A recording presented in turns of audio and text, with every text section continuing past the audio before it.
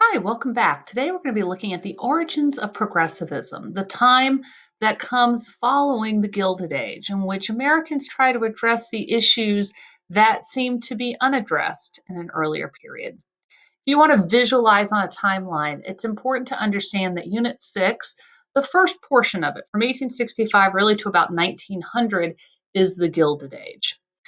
Somewhere in the late 1880s, early 1890s, we begin to see little bits of legislation, private movements, any kind of endeavor to try to counteract the negative things that came with industrialization and urbanization in the Gilded Age. What will happen by 1895 is the beginnings of something we call the Progressive Era.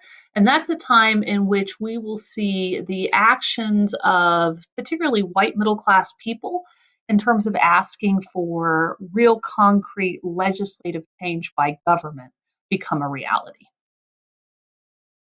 So the roots of progressivism actually begin about 15 years before the real progressive movement. We're going to see individuals like Jane Addams and Hull House, that settlement house movement where she was interested in providing some resource for immigrant people that would help them assimilate to the United States and didn't want to leave these people victim to the political machines that although they did provide services, they certainly expected something in return, specifically votes.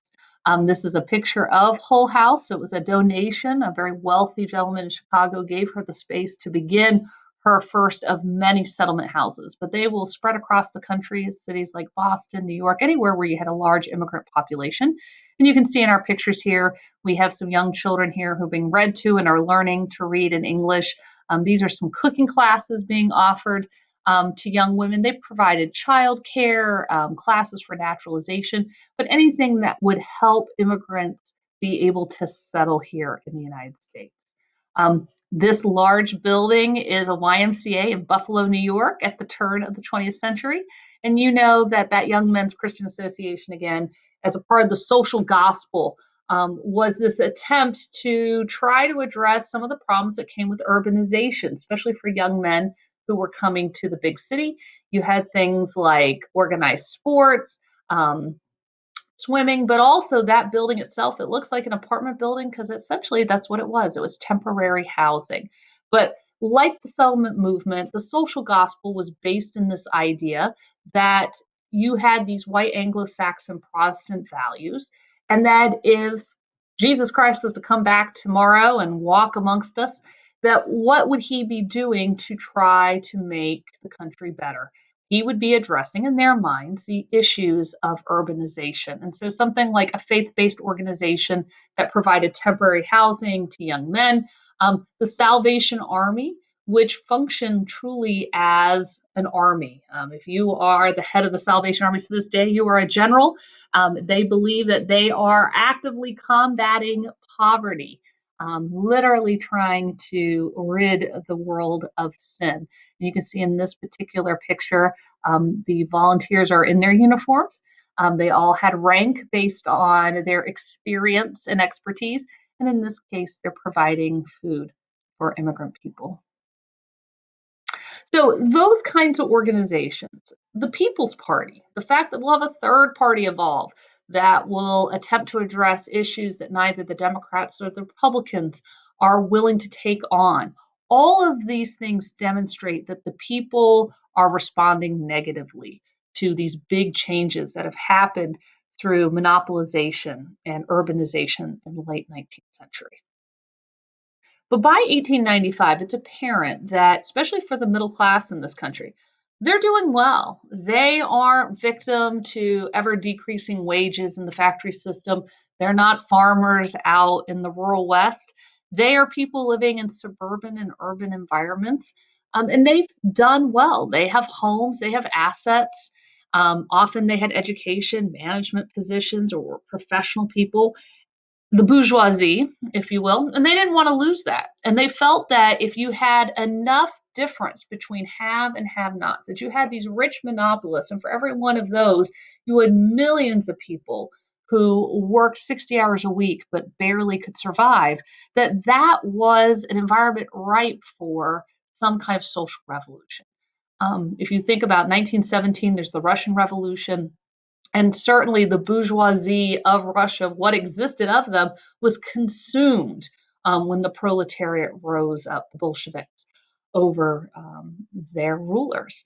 And the middle class in America didn't want to see that happen, but they believed that something had to intervene. And in their minds, it had to be the government, that the government was the only thing big enough, especially at the national level, to address the excesses of the Gilded Age. And it begins to create this idea in the American people that government can be an agency of good, that government is able to enlarge enough and has ways of collecting and bringing in revenues and paying those out, that they could begin to address the social and political and economic issues that America was faced with at the turn of the 20th century. There's really four goals of progressivism. Some of the causes of the time will overlap, but ultimately, people were looking to protect social welfare. So ultimately, take care of children and prevent what seemed to be the never ending cycle of child labor. Promote moral improvement, which would be addressing the sins of alcohol and alcohol addiction.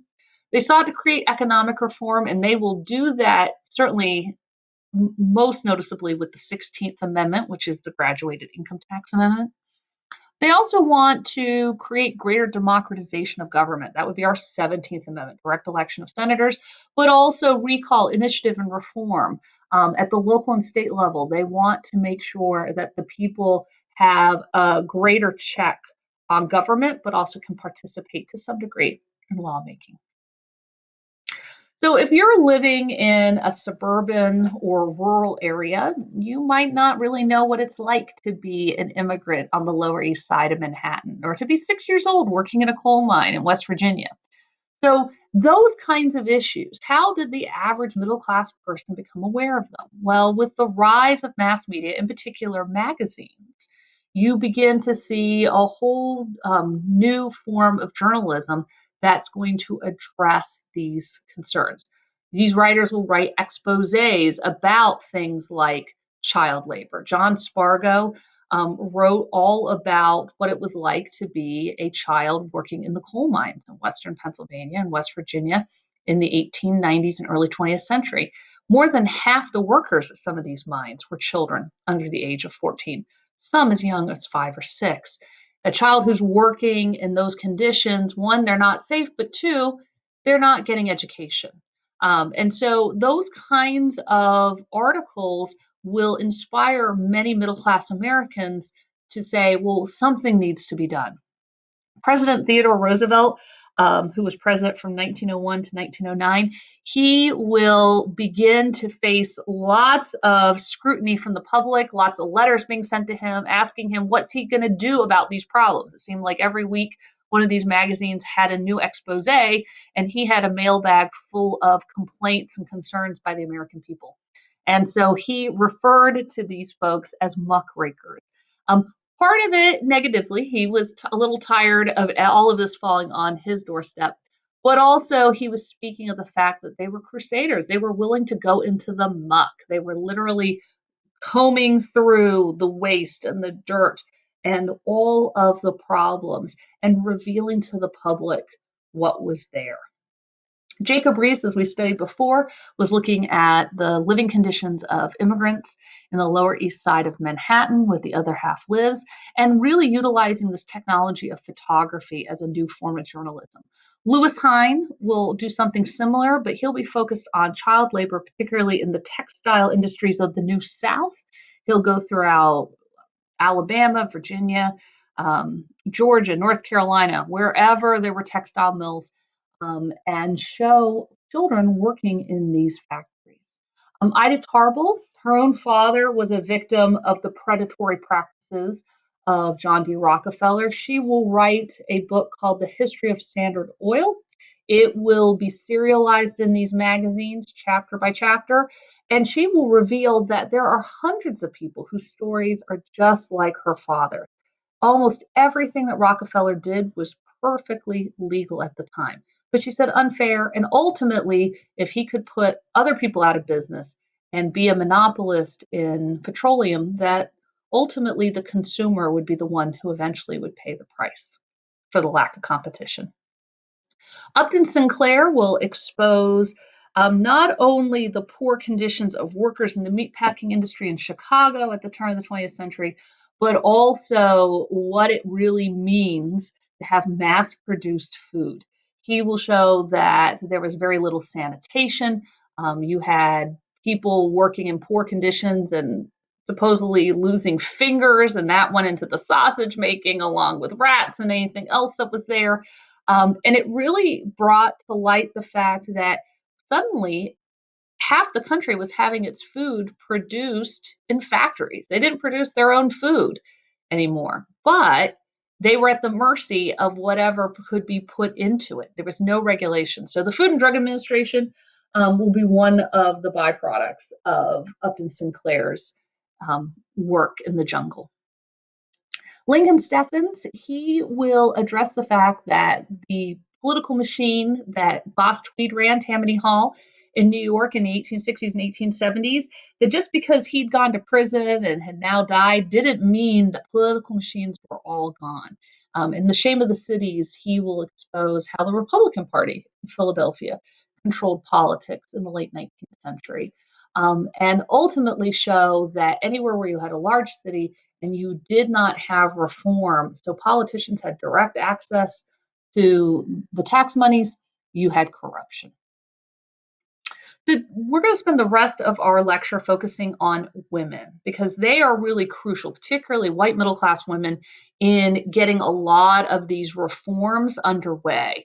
They're going to bring national attention to these issues.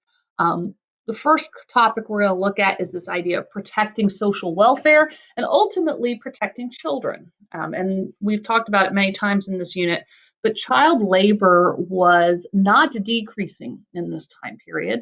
And someone like Florence Kelley was kind of an interesting figure in that she was a middle class single woman who had a government job.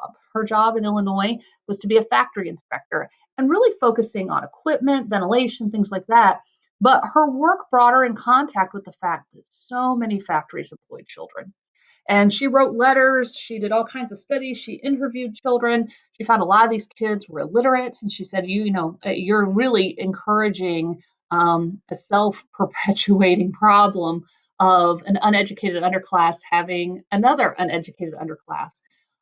That needed to end. She got no satisfaction from the state of Illinois, so she decided to found something called the National Consumers League. And she believed that if women were the major consumers of products for the home, that if women, as mothers caring for their children and believing what's best for their children, knew that children were producing these products, that unlike their children who would go to school, the other people's children were literally the ones who were the wage slaves making the products that they would purchase, that it would be the almighty dollar that would end this problem. And she wasn't wrong. The National Consumers League made lists of good businesses that didn't employ children and lists of places that did. And if you wanted to do what was socially right, you did not buy products from factories where they used child labor. And these boycotts at times took on a whole national scale. So she was able pretty easily to begin to make producers conscious of their workforce. By 1893, Illinois will actually pass a Factory Act. It'll be the first in the nation that will prohibit child labor under the age of 14. We won't see what is today's standard, which ultimately is compulsory education, at least up until age 16, and if not beyond, and really limitations on work hours and when kids can work. But it will begin with Florence Kelley's work. You'll also see that work in terms of hours and pay, that will begin to be addressed in this time period. Mueller v. Oregon was actually a lawsuit in the state of Oregon. They had passed a law saying that women in factories and laundries couldn't work more than 10 hours a day. And you, as an employer, if you overstepped that, you would be fined. Mr. Mueller didn't want to pay his fine, and so he went to court to seek redress, said it was an unconstitutional law, that nobody could tell him how few hours he could make his employees work, certainly not his female employees. And the court saw differently. The court said that it wasn't unreasonable to say that women should only have a 10-hour workday, that women, more often than not, the standard of the day, also raise children, and that a good mother needed to be able to do both if she had to work outside of her home for wages. And so Mueller lost, but we established in case law in the United States, at least in one state, that a woman's workday could be no more than 10 hours. And ultimately, that will spread across the country. By the 1930s, the 8-hour workday, the 40-hour work week will become the norm. And anything worked past that will have to be paid time and a half and have other benefits and cannot be mandatory. We'll also see that there's just going to be some horrific events that are going to bring national attention to some of these problems. In 1911 in New York City, there was a place called the Triangle Shirtwaist Factory. And the Triangle Shirtwaist Factory made women's blouses.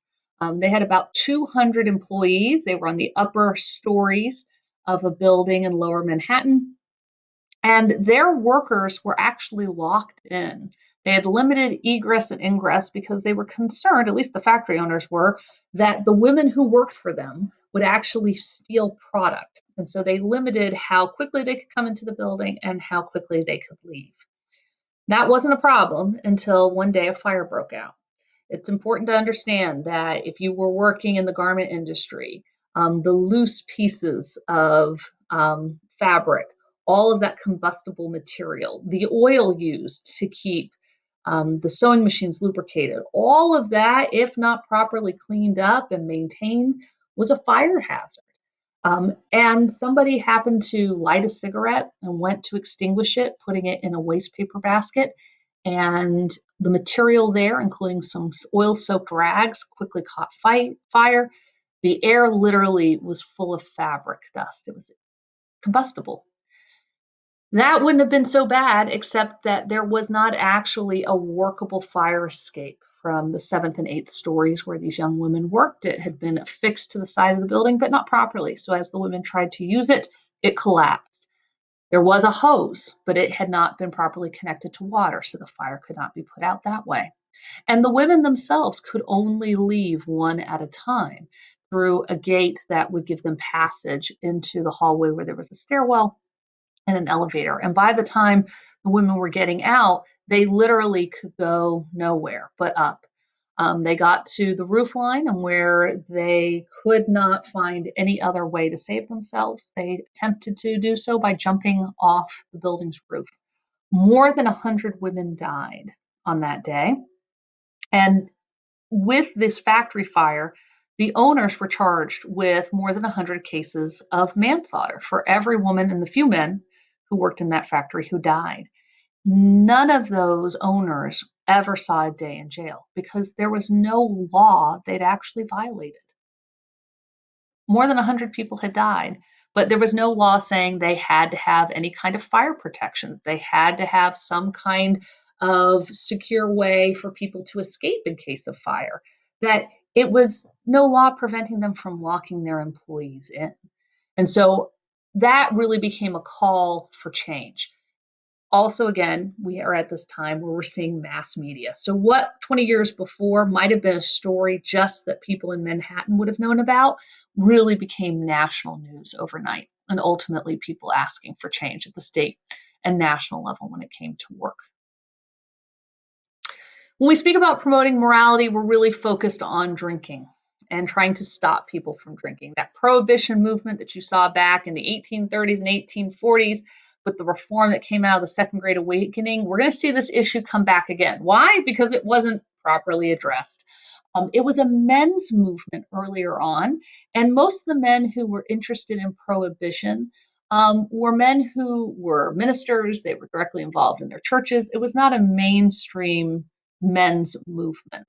But after the Civil War, it'll be picked up again by women who will begin to say that there are real issues in the country, that alcoholism, especially on the part of men, is an actual threat to the family, especially at a time when men were breadwinners, that women had no recourse. They could not do anything to prevent spousal abuse or child abuse. And certainly addiction to alcohol can make those two things all too common. So organizations like the Women's Christian Temperance Union, the WCTU, were founded, and they started in churches. If you believed that a sober person was part and parcel to being a good Christian, it made sense that you would try to organize people through their Christian religious institution. Frances Willard was a middle class college educated woman, but someone who had grown up in a family that had been devastated by her father's alcoholism. So her goal was that you would bring attention to these issues. Publicly, these women in their local organizations would go to local saloons and taverns and bars and often pray outside of them, offer literature to the men coming and going from these bars, because back in the day, women did not go to those types of places.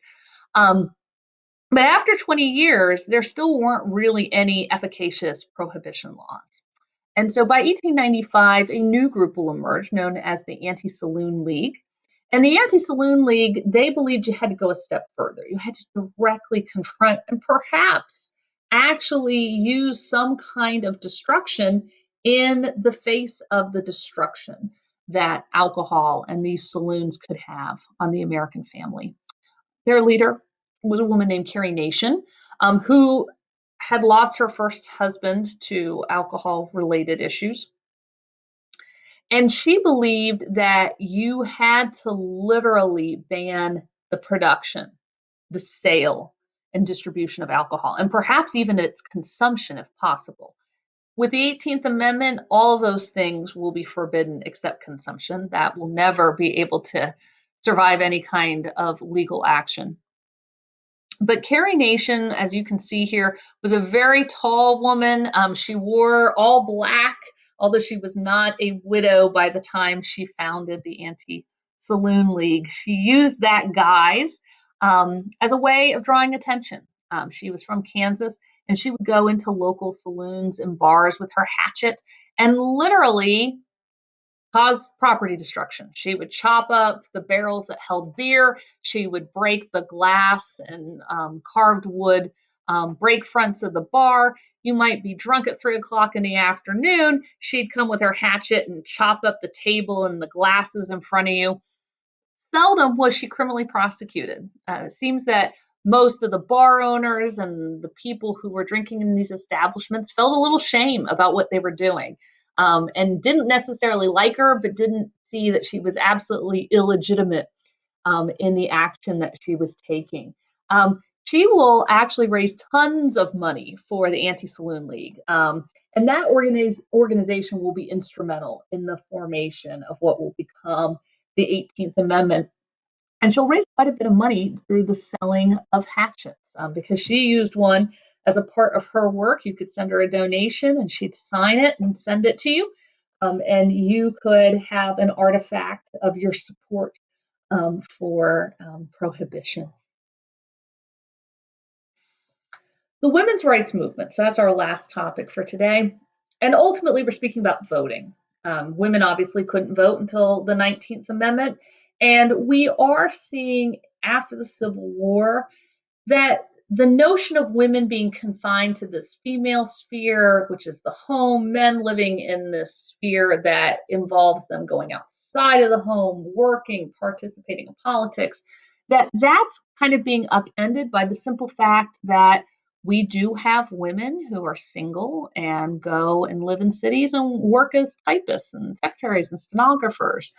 They can work on commission in the new department stores and make a good living for themselves, and perhaps not marry, perhaps remain independent for an extended period of time. And even for the woman who is the homemaker, the middle class woman, there's this idea that there should be a new woman, that you weren't just doing these things for your own family, but that you should belong to some cause, a club in which you had some kind of social activism, that you took your expertise of motherhood and you were applying them beyond your own household.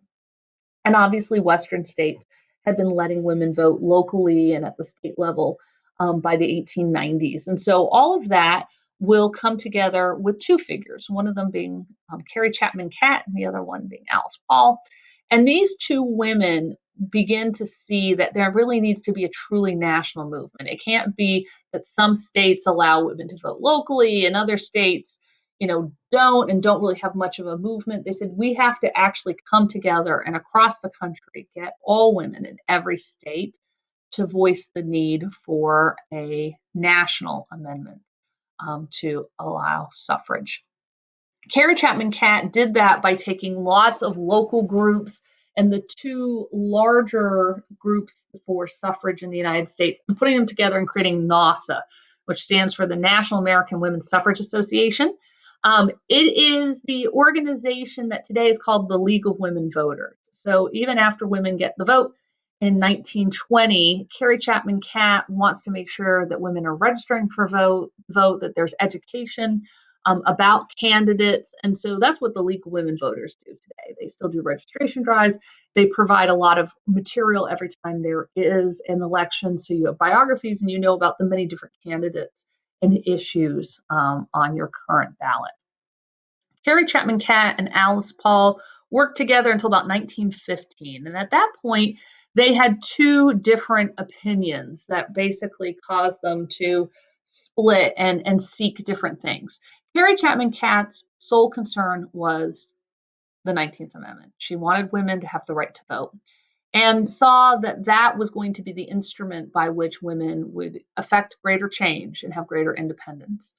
Alice Paul saw that women attaining the right to vote was just a small portion of all the change that was going to happen so that there was true equality between the sexes.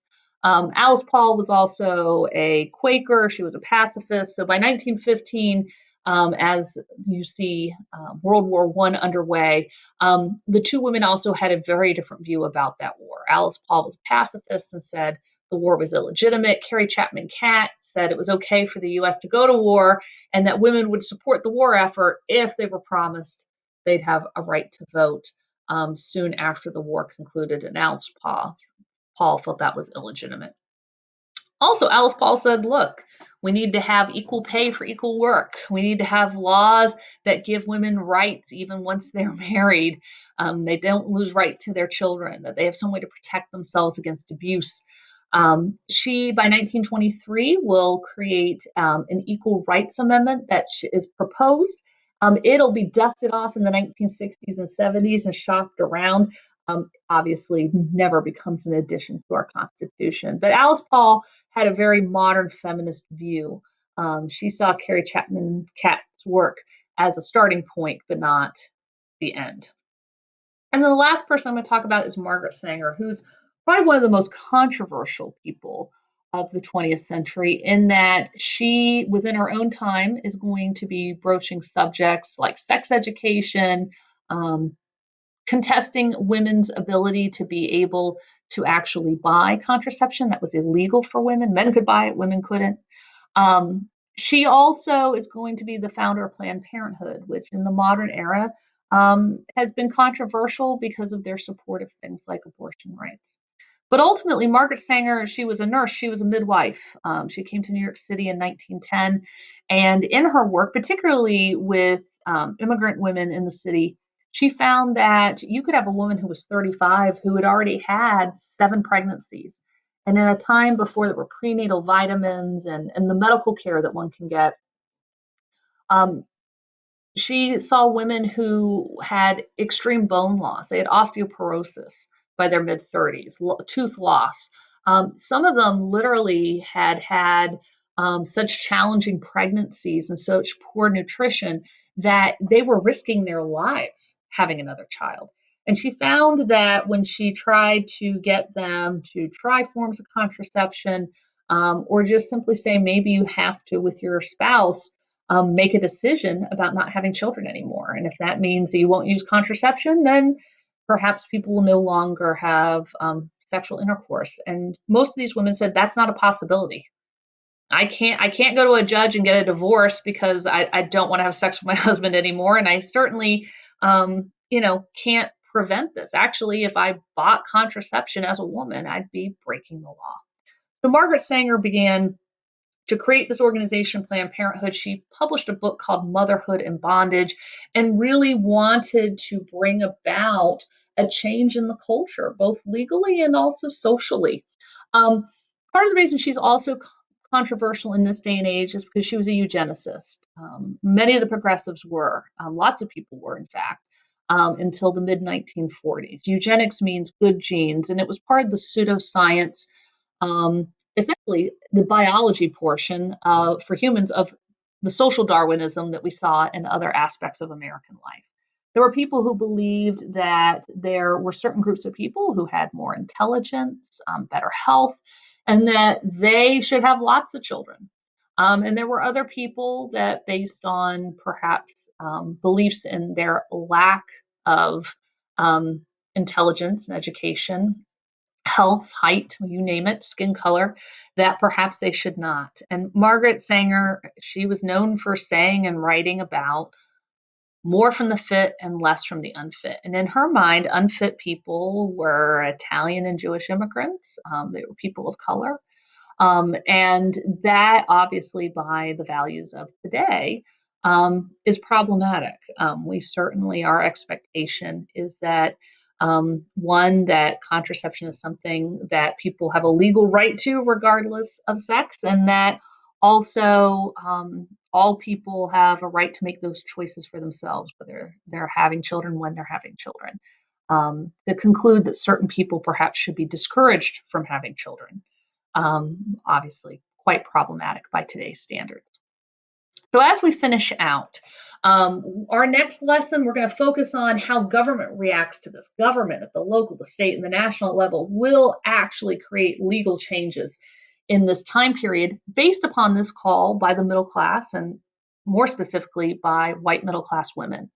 But we do want to begin to think in our minds, to what extent did progressivism solve the problems of the Gilded Age? So what were all of those problems? And then group by group, how were those issues addressed? And obviously, as we get into our 6.9 lecture, we will continue to carry on with that thread and begin to build a good, solid answer to that question.